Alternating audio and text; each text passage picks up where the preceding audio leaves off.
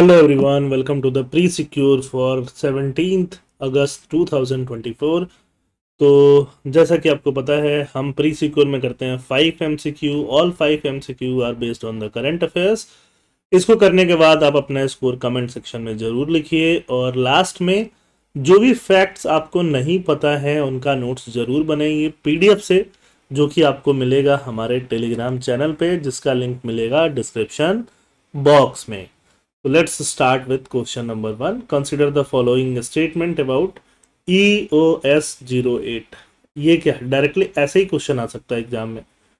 EOS-08 is a designed for deep space exploration developed by ISRO.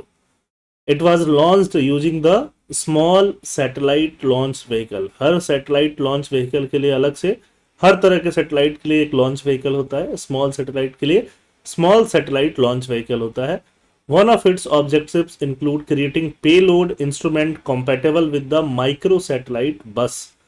Micro satellite बस से compatible payload. तो इसमें जो है पहला स्टेटमेंट है इनकरेक्ट है, ये एक अर्थ ऑब्जर्वेशन सैटेलाइट है ना।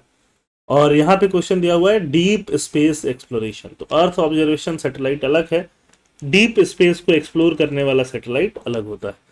फर्स्ट स्टेटमेंट गलत है, सेकंड थर्ड स्टेटमेंट जो है वो बिल्कुल सही है। तो ईओएस के एक्ट के बारे में अगर आपको इतना पता है, एटलीस्ट आपको ये फर्स्ट स्टेटमेंट पता है, एट द सेम टाइम अगर आपको ये सेकंड स्टेटमेंट भी पता है, तो ये इतने से आपका काम मोस्ट ऑफ द टाइम चल जाना चाहिए। बट अगर आपको ये तीनों स्टेटमेंट पता है तो ऑलमोस्ट ऑल द एमसीक्यू जो ईओएस पे 8 पे बेस्ड आएंगे वो आपसे हो जाएंगे, है ना। और डायरेक्टली एग्जाम में जस्ट इतना भी आ सकता है EOS-08 है क्या।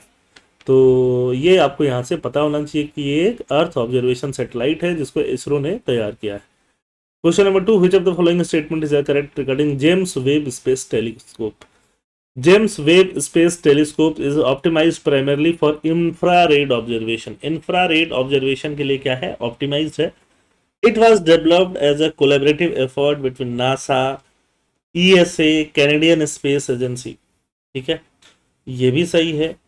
JWST is intended to replace the Hubble Space Telescopes focusing on visible light astronomy। तो यहाँ पे इंफ्रारेड है, यहाँ पे विजिबल लाइट है, दोनों भी हो सकता है बट विजिबल लाइट पे इसका फोकस नहीं है, इसलिए आंसर में आएगा 1 एंड 2। 1 एंड 2, 3 जो है इनकरेक्ट है। आंसर क्या है, ए आ जाएगा, है ना।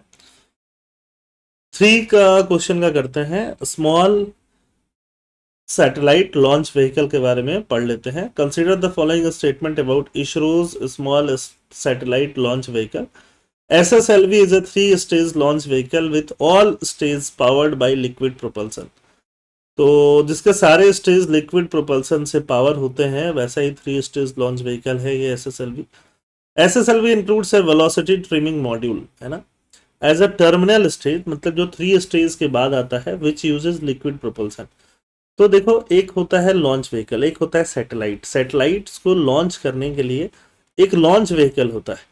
अब वैसे ही स्मॉल सैटेलाइट को लॉन्च करने के लिए है स्मॉल सैटेलाइट लॉन्च व्हीकल, है ना, जो ऊपर जाते हैं, जाते ही रहते हैं।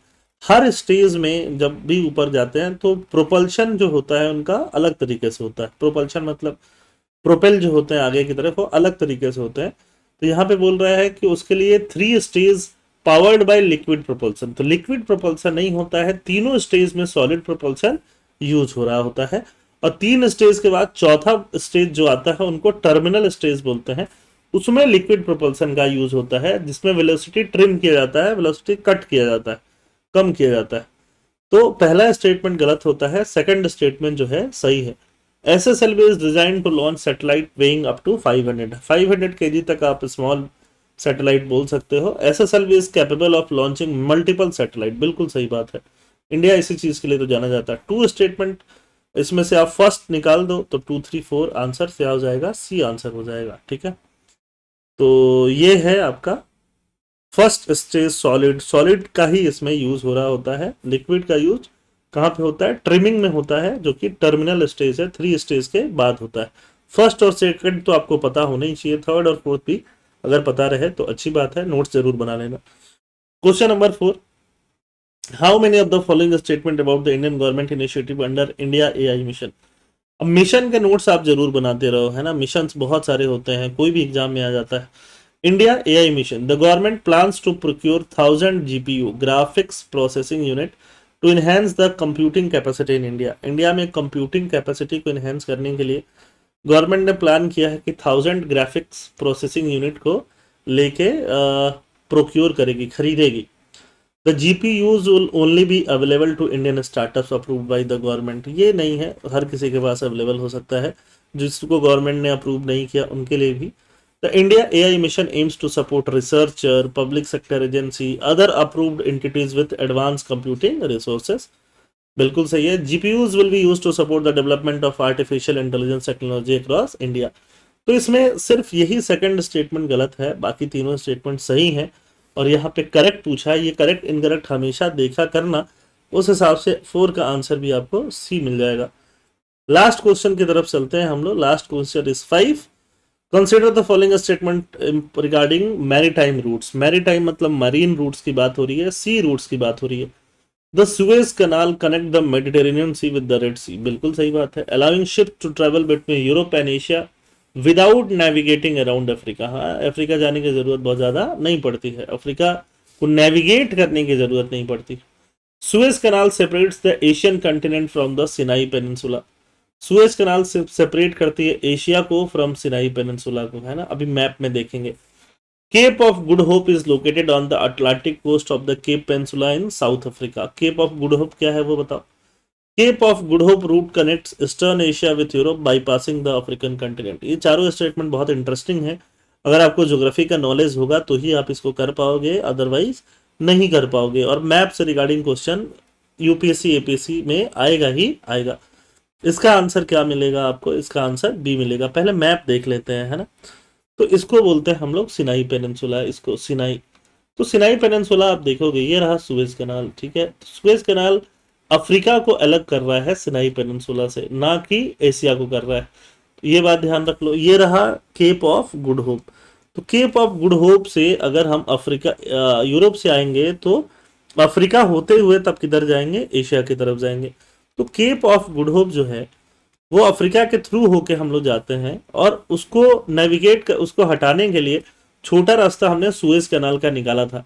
बट यहाँ पे इस एरिया में जो ये रेड सी है, इस वाले एरिया में एक जगह है कंट्री यमन। यमन में हाउथी रिबल्स हैं जो बहुत ज़्यादा अटैक कर रहे हैं यहाँ से निकलने वाले शिप्स के ऊपर, ड्रोन्स वगैरह से, जिसकी वजह से बहुत सारे शिप्स ने ये केप ऑफ गुड होप वाला रूट लेना शुरू किया है आजकल, है ना। तो इसलिए सारे स्टेटमेंट पढ़ोगे तो आंसर बी आएगा। सेकंड और 4 इनकरेक्ट मिलेंगे। सेकंड क्या है, Suez Canal separate the Asian continent, Asia की जगह अफ्रीका होगा। 4 क्या है, Cape of Good Hope routes connect eastern Asia with Europe bypassing the Africa.